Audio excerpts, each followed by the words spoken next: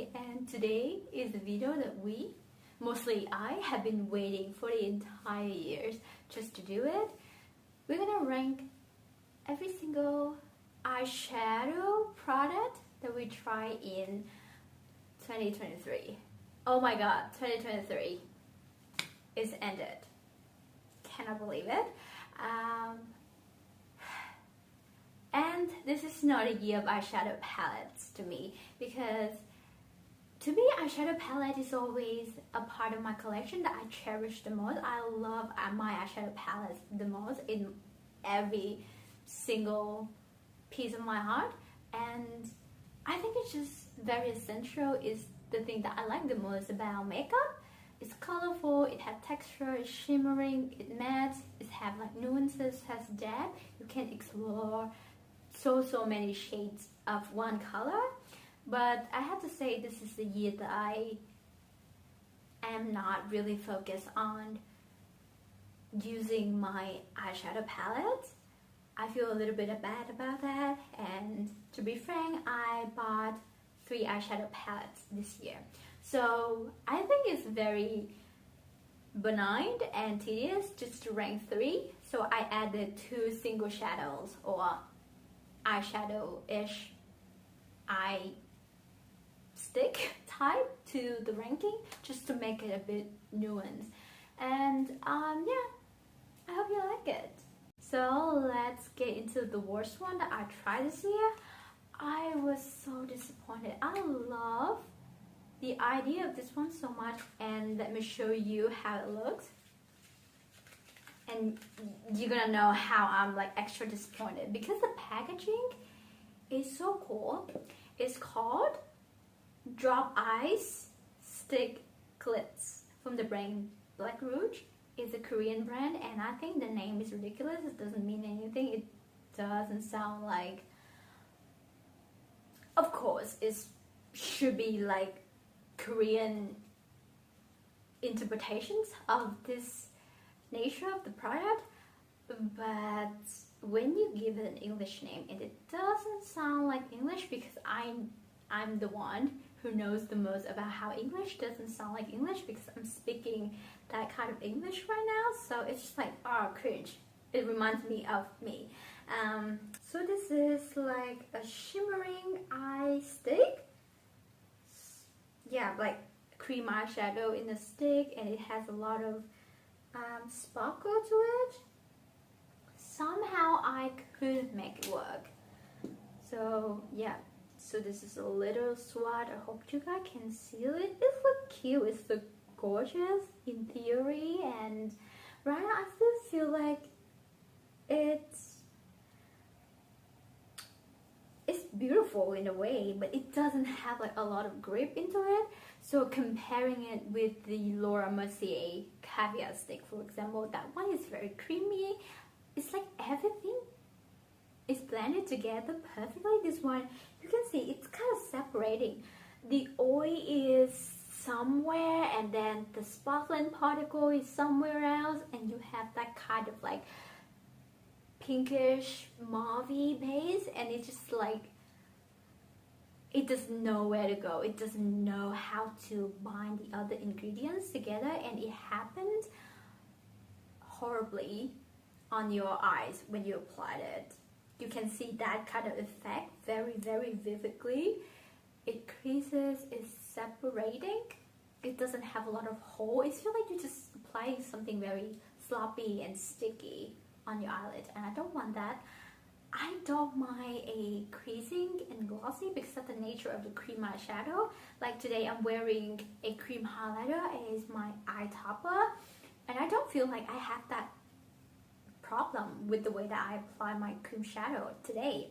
But with this one, it's just weird. It reacts weird with, maybe it's because my oily lids, but right now I can actually, everything is not blended together. So this is a bad formulation in a great presentation of an eye product. So I don't recommend it. I love the packaging, I love the brand. So at the time that I bought it, I had been wanting it for a while. So like I look at the videos, because you know Korean eye look is always this sparkling, easy, effortless, always, you know, K-pop star inspired, and they always have like the best look ever. But I don't know, should I blame myself for anything? So the fourth place, second to last, we have this Peripera palette. I don't know the name of the palette, and they have multiple shades. So something with Korean eyeshadow palettes, when they release like a line of eyeshadow palette, they have multiple shades. So the shade of this line, the palette, is called Cherry Cherry Cherry. So this is a rosy, trying to open it up. So it's a rosy neutral palette, and that's all about it. It's very pink, it's rosy, it has like a bit of warmth to it.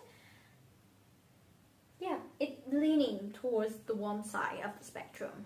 I have to admit that. And maybe that's the reason why I don't feel like this is the palette of the year to me, because recently I've been into a bit muted, a bit toned down. Everything is like desaturated, everything is kind of like hidden in the back. You know, like you want to bring backwards the saturations of your eye look. These are my colors, and actually I keep this palette in my bathroom, like in my vanity, so that I can use it every day, because it feels like a good, you know, a good choice of mattes to use for the daily purposes. So we have this like, once again, grayish neutral brown. Yeah, it's neutral, but I feel like it's a bit gray. You have this beautiful mauvey pink, neutral pink going on, and you have a slightly warmer brown with rosy undertone. The mattes, I think I can use them very frequently, but then you have two pressed glitters, and then you have a deep shimmer, and then this shimmer doesn't have any impact in it, and the rest of the palette is just not something that I want to use this year specifically. And we're gonna go to the top, and you can see the palette that I want to use the most this year. Just not this one. Something about the color story doesn't speak to me anymore, although it's still beautiful. It still feels like this is a cohesive color story for a neutral lover. But yeah, I don't care about the shimmers in this palette, because they are kind of like glittery. And yeah, kind of the same case with this one. There's no binding agents between them, so they're kind of crumbly, and you have quite a bit of fallout. So this one is like, it's not like it's bad, but I really have to force myself to use it. Okay, the third place. This is the palette that I bought during my 24th birthday shenanigans. I did a big haul. That's all I have to say. This is the Sephora Color Shifter palette. I got the shade Unlimited Mauve.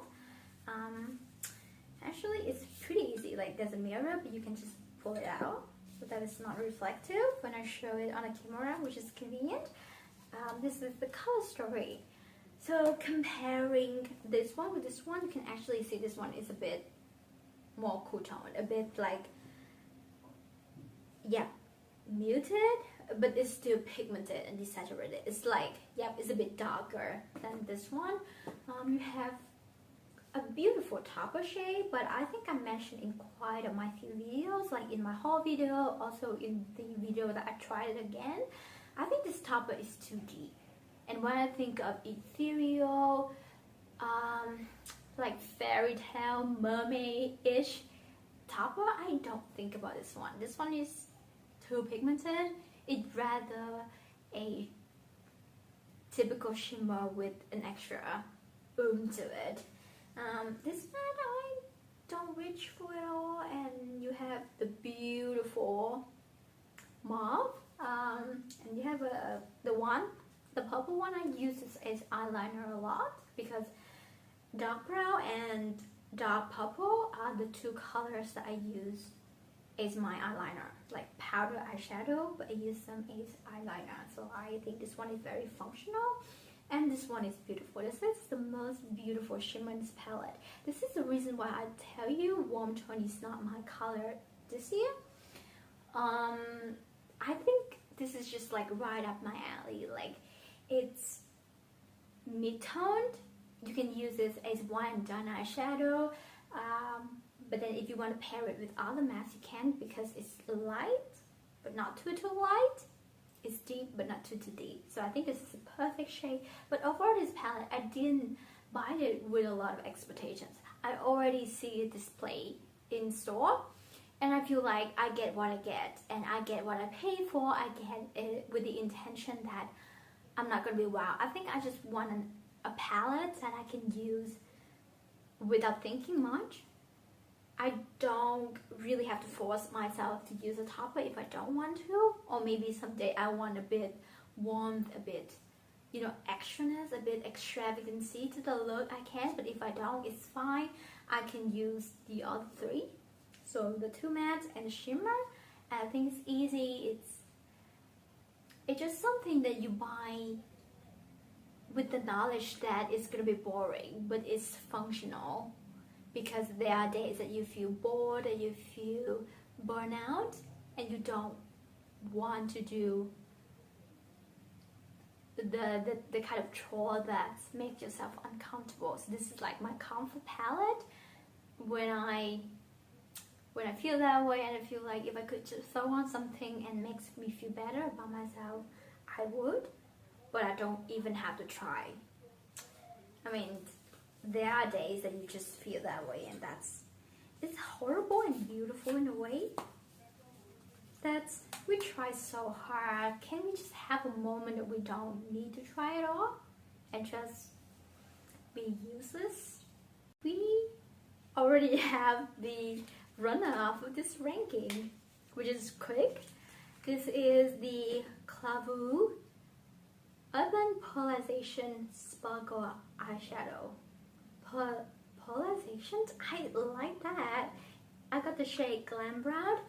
I think Amanda Z on YouTube, she said this can be a good alternative for Urban Decay Moon Dash eyeshadow in the shade Cowboy.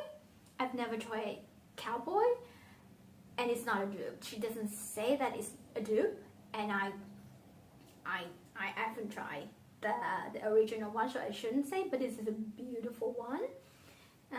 So maybe the Cowboy shade, it has more of a translucent base.